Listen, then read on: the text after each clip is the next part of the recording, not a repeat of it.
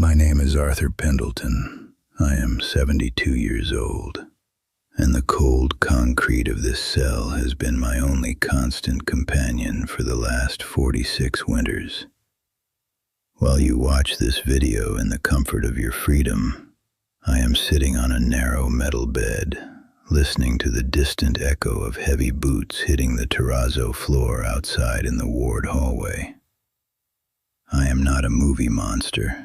I am just a man who aged too early behind these bars, because I never learned to shut my mouth when blood boiled in my veins.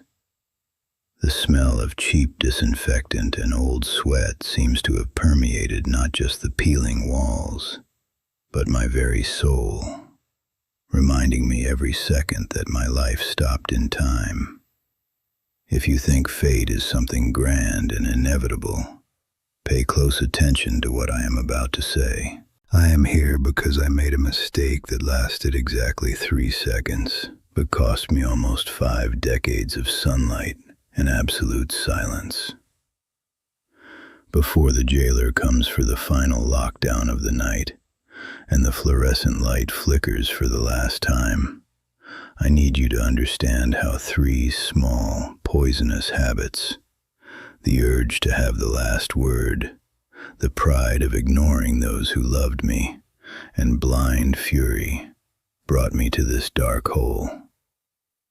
You might think you are safe, that you are a good citizen, but the line that separates your living room from this isolation cell is much thinner than you imagine. I am going to tell you the naked truth about how I dug my own grave while I was still breathing, turning my future into a desert of concrete.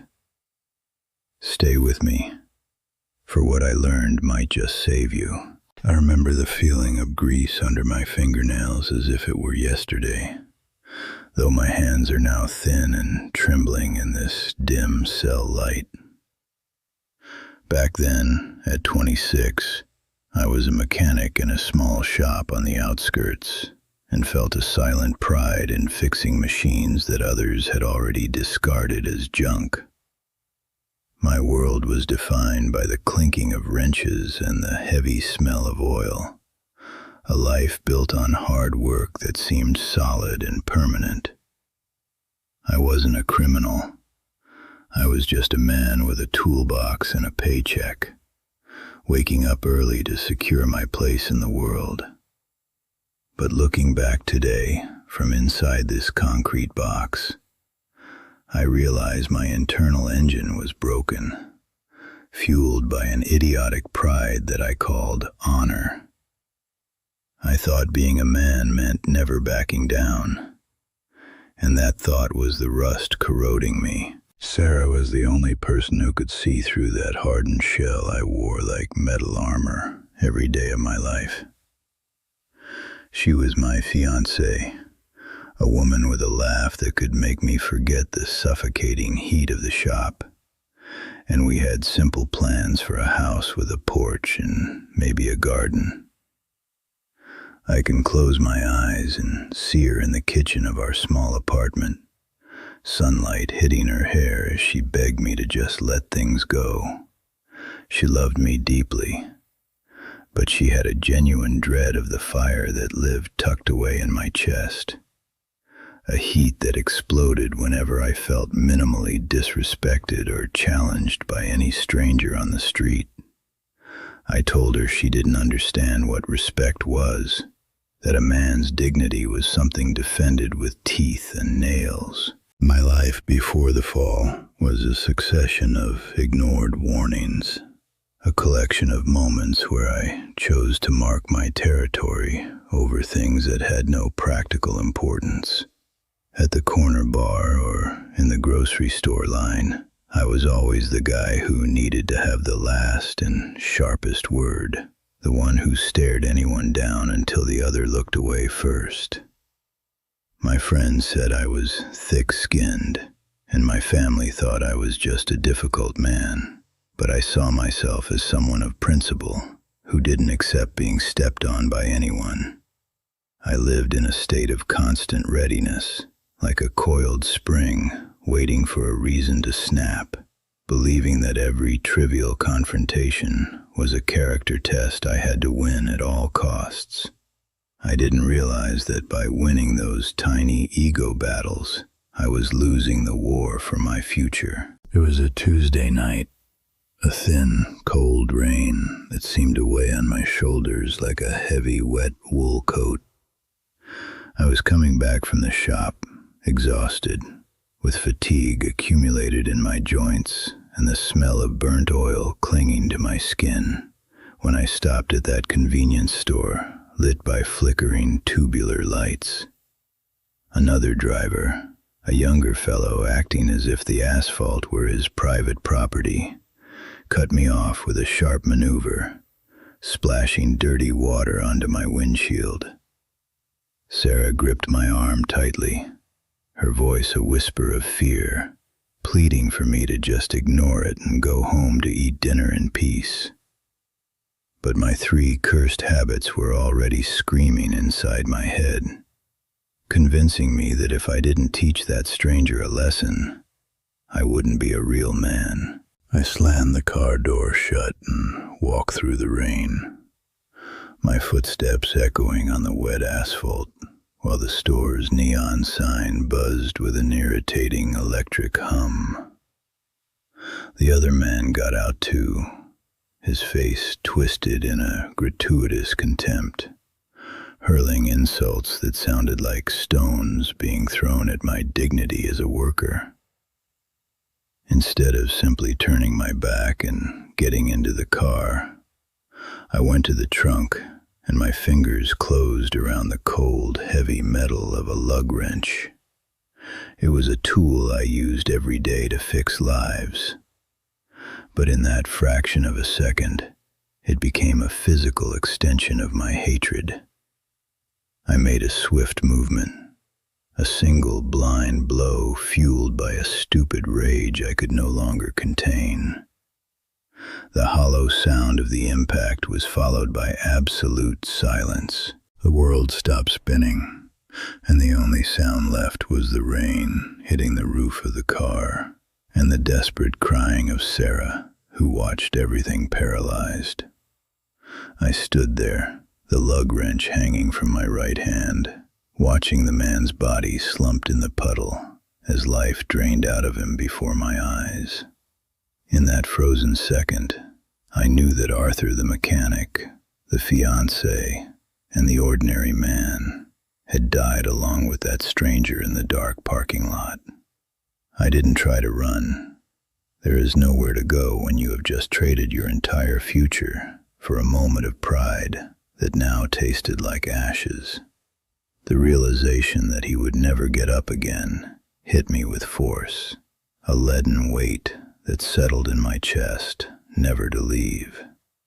Everything I was dissolved. Red and blue police lights washed over the wet asphalt, reflecting in the puddle spreading around the fallen man, while the adrenaline vanished to make room for a frigid terror. I felt the bite of the cold metal handcuffs cutting into my wrists for the first time, a sensation of tightness that seemed to crush not just my flesh, but my entire dignity as a man. Through the rear window of the patrol car, I saw Sarah's face disappearing into the darkness of that rainy night. Her eyes didn't hold anger, but a hollow, terrifying shock that hurts me more today than the day it happened. On that short drive to the station, I realized I had traded the warmth of her arms for the rough texture of a denim uniform. My stupid pride had finally evaporated, leaving only a leaden weight that settled permanently in my chest. That first night in the intake cell was a plunge into a hell I never imagined. A place where the air tasted of urine and industrial disinfectant. I sat on the concrete bench that felt like it was made of ice, listening to the symphony of human despair. Muffled screams, the metallic clanging of bars, and the heavy breathing of strangers who were now my only equals. I looked at my hands, the same ones that fixed engines and caressed Sarah's face. And all I could see was the ghost of that lug wrench shining under the light. The transition was brutal and absolute. I was no longer Arthur the mechanic, respected in his neighborhood.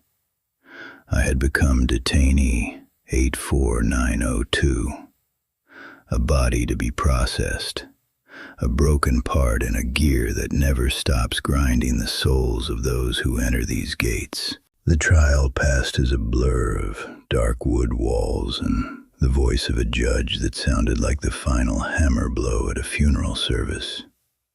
When the words, "life imprisonment," echoed through the courtroom, a silence so heavy fell over me that I thought my ears would bleed under the pressure of that definitive sentence.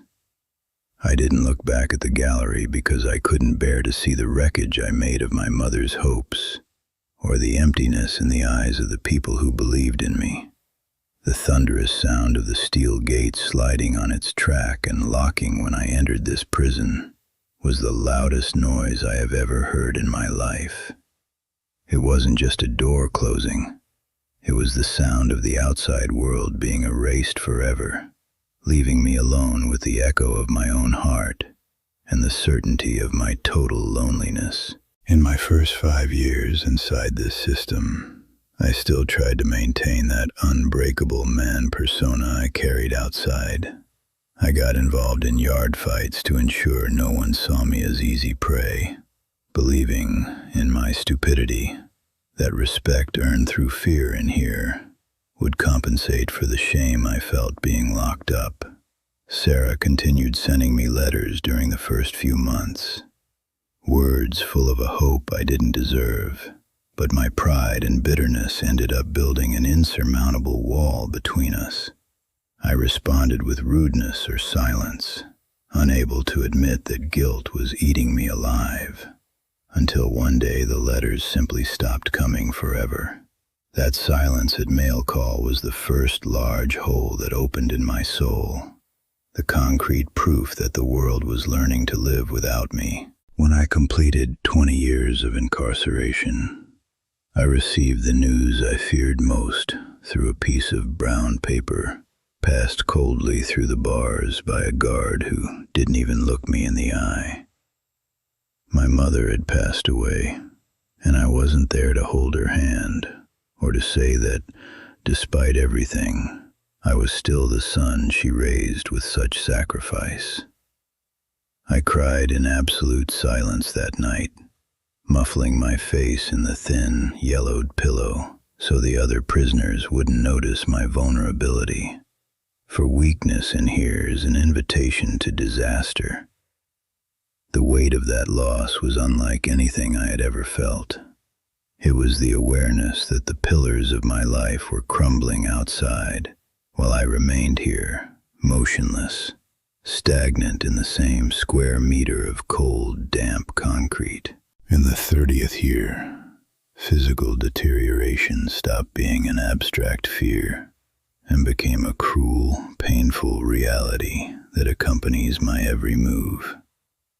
The joints in my fingers, which once handled screwdrivers with surgical precision, now ache intensely from the constant humidity emanating from the floor and the concrete walls of the cell. The tasteless food, served on worn plastic trays, has become a daily reminder that my punishment is not just the deprivation of liberty, but the slow annihilation of all sensory pleasures. The constant smell of bleach, mixed with the sweat of hundreds of men huddled together, permeated my skin in such a way that sometimes I forget what the scent of cut grass was like. Time here doesn't pass. It just accumulates over you like a gray dust covering your entire existence. The outside world continued its relentless march, and I became a ghost of an era that no one seems to remember clearly anymore. I hear talk of technologies that sound like science fiction in the small lapses of news that reach us. Phones that do everything. cars that almost drive themselves, and a society that moves at a speed I cannot conceive. While the cities grew and the people I knew aged and changed, I remained tied to this perfect square of sunlight that crosses my cell floor for only 15 minutes. This light is unreachable, a cruel reminder that the sun still shines. But not for me, who chose darkness in a moment of blind fury. The emptiness of wasted time is a wound that never heals, a black hole that swallowed all my youth. Today, after 46 years of institutional isolation, I have become the old man of the ward, a piece of human furniture that the younger inmates simply ignore or look at with distant pity. They arrive full of arrogance and energy, making the same mistakes I made, while I watch them with the bitter clarity of someone who already knows the end of this dark road. I spend most of my days looking at the same 4 peeling walls, counting the cracks in the ceiling as if they were records of a life that never happened. The absolute certainty that my last breaths will be taken in this same narrow bed, surrounded by the metallic sound of latches and institutional silence, is the most unbearable weight there is. I am just a shadow waiting for the final erasure, a living warning that time never forgives. In the absolute silence of this cell, especially during the endless nights when the lights go out, the loudest sound is not the banging of iron gates or the screams in the corridors, but the persistent voice of my own conscience. For decades, I tried to feed the comforting lie that I was a victim of a single bad day, of a stranger's arrogance, or simply of a cruel stroke of fate that could have happened to anyone. It was a defense mechanism I used to survive the early years without completely losing my mind. However, with the clarity that only the immense weight of time can provide, I now see that the bars were already forged inside me long before I set foot in this prison. My pride, which I wore like a medal of honor, was the chain dragging me down. My internal conflict is a constant war between the man I thought I was and the cold truth of who I actually became.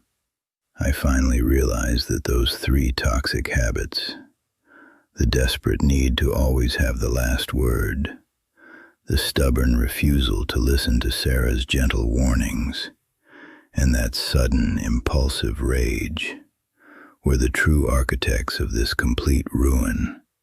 I used to believe I was being brave by standing my ground, but I was just a coward who couldn't stand the temporary feeling of being less during a trivial argument. The dominant emotion filling this small space now isn't anger or deep sadness. It's a hollow, echoing emptiness that never goes away.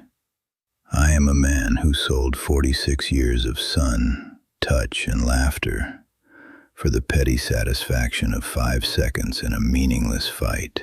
It happened on a cold autumn afternoon, right after the final lockdown of the cells for the nightly prisoner count. I was sitting on the metal edge of my bed, holding a small stainless steel mirror, all scratched and dull, which is the only reflective object allowed by prison security. Looking at that distorted and gray reflection, I saw the deep furrows that time carved into my face, the thin white hair that remained, and eyes that lost their vital spark a long time ago. At that moment, the absolute silence of the cell block seemed to weigh tons upon me, broken only by the echo of a dry cough and the crackle of metal cooling in the beams. Suddenly, I no longer saw a prisoner of the state, but I saw the exact and irreversible cost of every impulsive choice I made on that rainy night. It was there, in that sepulchral and merciless silence, that the painful understanding finally crushed me completely, leaving no room for denials or cheap excuses. I realized that the three habits I defended as if they were the foundation of my masculinity and honor, my pride, my stubbornness, and my blind rage, were the bricks I used to build my tomb in life. I am not respected by anyone in this dark place. I am just someone forgotten by life, while it followed its course outside without looking back. That night, I didn't just kill a stranger. I killed the man I should have become, and the entire lineage that would have come from me. Pride never protected my dignity.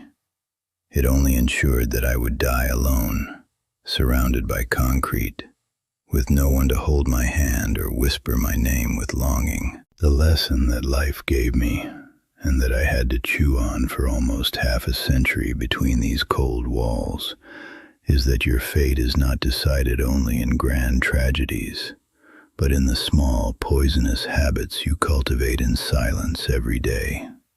That burning desire to always be right, to never lower your guard, or to have the last word in a trivial traffic argument, is not a demonstration of strength, but the bitter seed of your own destruction. Pride is a poison you drink, firmly believing you are protecting your honor, but it only builds invisible walls that over the years become as solid as the bars of this cell where I rot today. Do not wait to lose your entire future to discover that victory in an ego fight is the most bitter defeat a human being can experience. I learned in the cruelest way that true courage does not lie in returning an insult or proving you are the bravest in a dark parking lot under the thin rain. The true strength of a man, the one that really matters at the end of the journey, resides in the ability to swallow your own ego, take a deep breath, and simply walk away in silence, letting others' ignorance follow its course without destroying your peace. Being right is worth absolutely nothing if the final price to pay is your freedom, the touch of a loved one, and the chance to age with dignity outside of a concrete box. The pride I carried like heavy armor was, in fact, the rope I tightened around my own neck. And today, I would give every drop of my blood to have had the humility required to just back away. I see you through that cold glow of the screen, annoyed by the traffic you face today or brooding over a crooked word you heard from a coworker. You think you own your time, that you have the right to demand respect at any cost. But I ask you, how many times today did you flirt with the abyss because of a silly pride?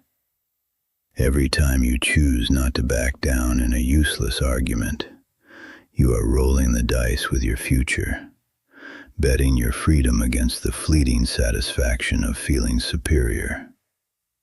Do not let the heat of anger blind your eyes to everything you have to lose out there. I am the living reflection of what happens when we refuse to bend before we break. Look closely at your life now, before the silence of this cell becomes your companion. The sound of boots in the hallway is getting closer, and in a few minutes, the only light I will see will be the reflection of the moon through the small rectangle high on this wall. My story is not a plea for pity, but an echoing warning that I hope reaches your heart before it is too late for you to change. Life is a breath, and freedom is a gift that we only truly value when the metal locks and the world keeps spinning outside, forgetting us.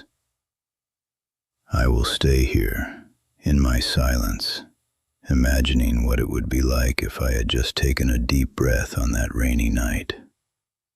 What is the small ego battle you insist on fighting every day that, deep down, you know could end up costing you your peace? Share your thought below, for your words are the only contact left to me.